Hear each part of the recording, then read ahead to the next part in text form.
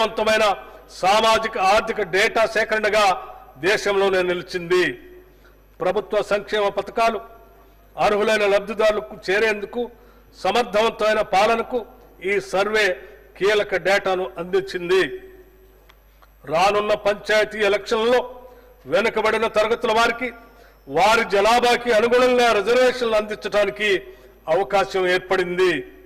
ఈ డేటా భవిష్యత్తులో సంక్షేమ పథకాలు, రిజర్వేషన్లు మరియు సమగ్ర ఆర్థిక అభివృద్ధి విధానాల రూపకల్పనకు ఆధారంగా మారనుంది. సంక్షేమ పథకాలలో బీసీలకు ఇతర శాఖల నుండి కూడా కేటాయింపులు చేసి మరియు ఖర్చు చేయడం జరుగుతుంది. పశుసంవర్ధక శాఖ ద్వారా చేపల పెంపకానికి, పరిశ్రమల శాఖ ద్వారా చేనేత కార్మికులకు చీరల పంపిణీ కోసం, వ్యవసాయ శాఖ ద్వారా రైతు భరోసా మరియు రుణమాఫీ పథకాల కింద వేల కోట్ల రూపాయలు వీరి కోసం ఖర్చు చేయటం జరుగుతుంది.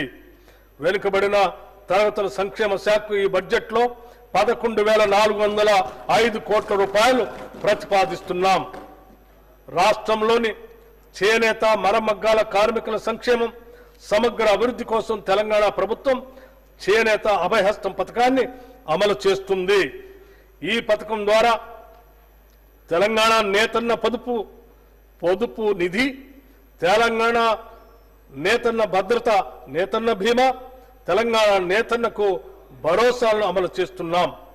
2018 నుండి 2022 వరకు మరమగ్గ కార్మికులకు బకాయి పడ్డ 10% నూలు సబ్సిడీ కింద 37,49,00,000 రూపాయలను ఈ సంవత్సరంలో విడుదల చేశాం.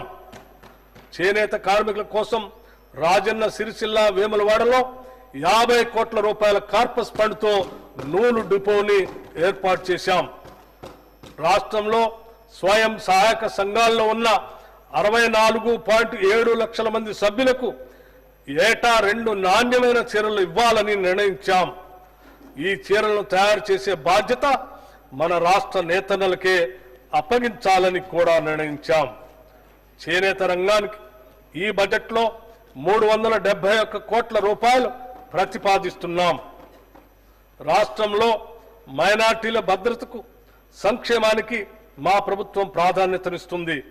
రాష్ట్ర ప్రభుత్వం నిర్మించబోయే యంగ్ ఇండియా రెసిడెన్షియల్ స్కూల్స్ లో వివిధ ప్రాంతాల్లో ఉన్న మైనార్టీ రెసిడెన్షియల్ స్కూల్స్ కూడా అంతర్భాగం అవుతాయి.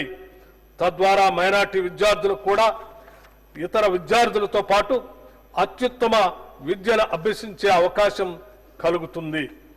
ముస్లిం సోదరులు అతి పవిత్రంగా భావించే హజ్ యాత్రకు తగిన నిధులు కేటాయించాం. హజ్ 2024 యాత్రకు 11,446 మంది వెళ్లటం తెలంగాణ చరిత్రలో ఒక రికార్డు. రాజీవ్ యువ వికాసంలో భాగంగా మైనార్టీ సోదరీమణులకి 840 కోట్ల రూపాయలతో స్వయం ఉపాధి పథకాలు చేపడతాం. మైనార్టీ సంక్షేమ శాఖకు ఈ బడ్జెట్లో 3,591 కోట్ల రూపాయలు ప్రతిపాదిస్తున్నాం. ఎంఎస్ఎంఈ పాలసీ ద్వారా సూక్ష్మ, చిన్న, మధ్యతరహా పరిశ్రమలు ఎదుర్కొంటున్న కీలక సవాళ్లను పరిష్కరించే లక్ష్యంతో ఎంఎస్ఎంఈ పాలసీ 2024ను తెలంగాణ ప్రభుత్వం తీసుకొని వచ్చింది. రాబోయే 5 ఏళ్లలో ఎంఎస్ఎంఈల అభివృద్ధి కోసం 4,000 కోట్ల రూపాయలు ఖర్చు చేసి 25,000కు పైచిలుకు కొత్త ఎంఎస్ఎంఈ పరిశ్రమలను స్థాపించడానికి లక్ష్యంగా పెట్టుకున్నాం. ఈ పాలసీతో స్వయం సహాయక బృందాలు ఎంఎస్ఎంఈలుగా మారేందుకు అన్ని దశల్లో సహాయం అందిస్తాం. నూతన పారిశ్రామిక పార్కుల్లో 5% ప్లాట్లు మహిళా పారిశ్రామికవేత్తలకి, 15% ఎస్సీ ఎస్టీ పారిశ్రామికవేత్తలకి కేటాయించాలని నిర్ణయించాం. ప్రభుత్వం ఎస్సీ ఎస్టీ పారిశ్రామికవేత్తలకి 50 లక్షల రూపాయల పరిమితికి లోబడి 50% వరకు భూమి ధరలో రాయితీని ఇస్తుంది. అదనంగా ప్రైవేట్ ఫ్యాక్టరీ కాంప్లెక్స్ల అభివృద్ధిని ప్రోత్సహించడానికి ప్రభుత్వం స్టాంప్ డ్యూటీ తగ్గింపులు, విద్యుత్ వినియోగ ఛార్జీలు మరియు భూమి ధర రాయితీలు అందిస్తుంది.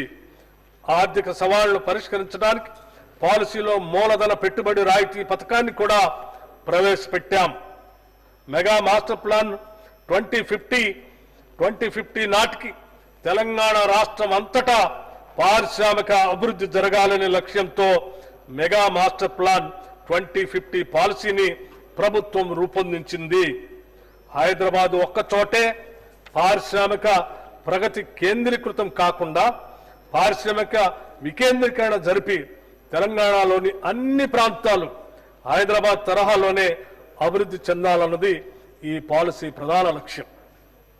రాష్ట్రంలోని అన్ని ప్రాంతాల్లోనూ ఐటీ, ఫార్మా, హెల్త్తో పాటు food processing, sports, automobile, garments, metal wear, చేనేత ఆభరణాల తయారీ మొదలైన క్లస్టర్లను ఏర్పాటు చేసి పరిశ్రమలను అభివృద్ధి పరచడానికి కావలసిన అన్ని చర్యలు చేపడుతున్నాం.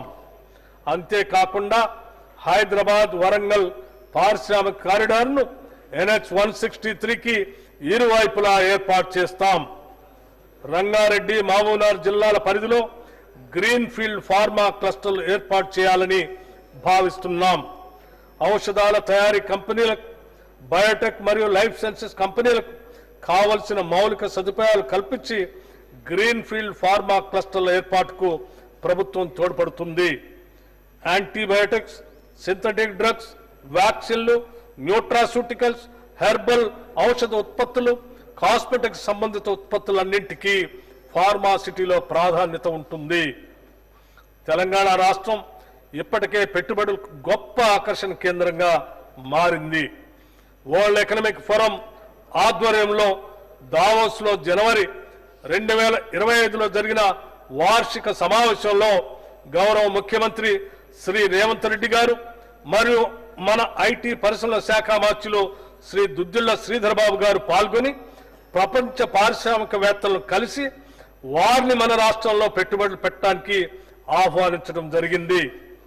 తత్ఫలితంగా టెక్నాలజీ, గ్రీన్ ఎనర్జీ, డిఫెన్స్ మరియు డేటా ఇన్ఫ్రాస్ట్రక్చర్ వంటి కీలక రంగాల్లో ఉన్న 16 ప్రపంచ అగ్రగామి కంపెనీలతో సుమారు 1,78,000 కోట్ల రూపాయల పెట్టుబడుల ఒప్పందాలను రాష్ట్ర ప్రభుత్వం కుదుర్చుకుంది. గత ఏడాదితో పోలిస్తే ఈ ఏడాది పెట్టుబడుల విలువ 4 రెట్లు ఎక్కువ. అమెరికా, సౌత్ కొరియా మరియు సింగపూర్ దేశాల పర్యటనలో గౌరవ ముఖ్యమంత్రి మరో 14,900 కోట్ల రూపాయల పెట్టుబడుల ఒప్పందాన్ని కుదుర్చుకున్నారు. పరిశ్రమల శాఖకు ఈ బడ్జెట్లో 3,527 కోట్ల రూపాయలు ప్రతిపాదిస్తున్నాము.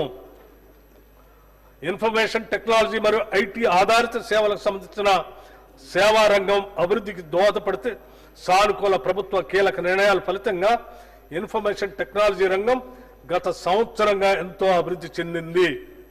కృత్రిమ మేధ, బ్లాక్ చైన్ వంటి కటింగ్ ఎడ్జ్ టెక్నాలజీలకు ప్రాధాన్యత ఇస్తూ ఆధునిక ప్రక్రియల అభివృద్ధికి ప్రభుత్వం విశేషంగా కృషి చేస్తుంది.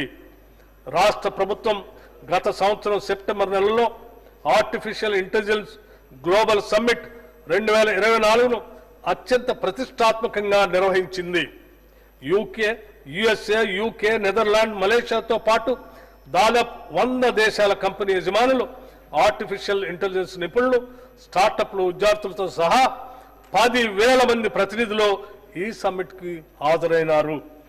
Nvidia, Microsoft, Amazon web services, CDAC వంటి కీలకమైన ఏఐ కంపెనీలతోనూ ఇతర స్టార్టప్లతోనూ ప్రభుత్వం 20 అవగాహన ఒప్పందాలను కుదుర్చుకుంది. తెలంగాణని ఏఐ టెక్నాలజీలో అగ్రభాగాన నిలిపేందుకు ఏఐ స్ట్రాటజిక్ రోడ్ మ్యాప్ ని ఆవిష్కరించాం. ఆర్టిఫిషియల్ ఇంటెలిజెన్స్ ఆధారిత అంకురాలను, స్టార్టప్ కంపెనీస్ ని ప్రోత్సహించడం, ప్రభుత్వ ఉద్యోగులు మరియు యువత యొక్క ఆర్టిఫిషియల్ ఇంటెలిజెన్స్ నైపుణ్యతను పెంపొందించడం, పరిపాలనలో ఆర్టిఫిషియల్ ఇంటెలిజెన్స్ ని వినియోగించుకోవటం ఈ రోడ్ మ్యాప్ యొక్క ప్రధాన లక్ష్యాలు. ఫ్యూచర్ సిటీలో అంతర్భాగంగా 200 ఎకరాల్లో ప్రత్యేకంగా ఆర్టిఫిషియల్ ఇంటెలిజెన్స్ సిటీని నిర్మిస్తాం. ఈ ఏఐ సిటీ ప్రపంచంలోని పారిశ్రామిక దిగ్గజ కంపెనీలకు కేంద్రంగా మారుతుంది. గూగుల్ కంపెనీ ఇక్కడ ఆర్టిఫిషియల్ ఇంటెలిజెన్స్ ఆధారిత యాక్సిలరేటర్ సెంటర్ ను నెలకొల్పేందుకు సిద్ధంగా ఉంది. ఇన్ఫర్మేషన్ టెక్నాలజీ శాఖకు ఈ బడ్జెట్లో 774 కోట్ల రూపాయలు ప్రతిపాదిస్తున్నాము. నాణ్యమైన విద్యుత్తును నిరంతరాయంగా సరఫరా చేయటం ప్రభుత్వ ధ్యేయం. సాంప్రదాయ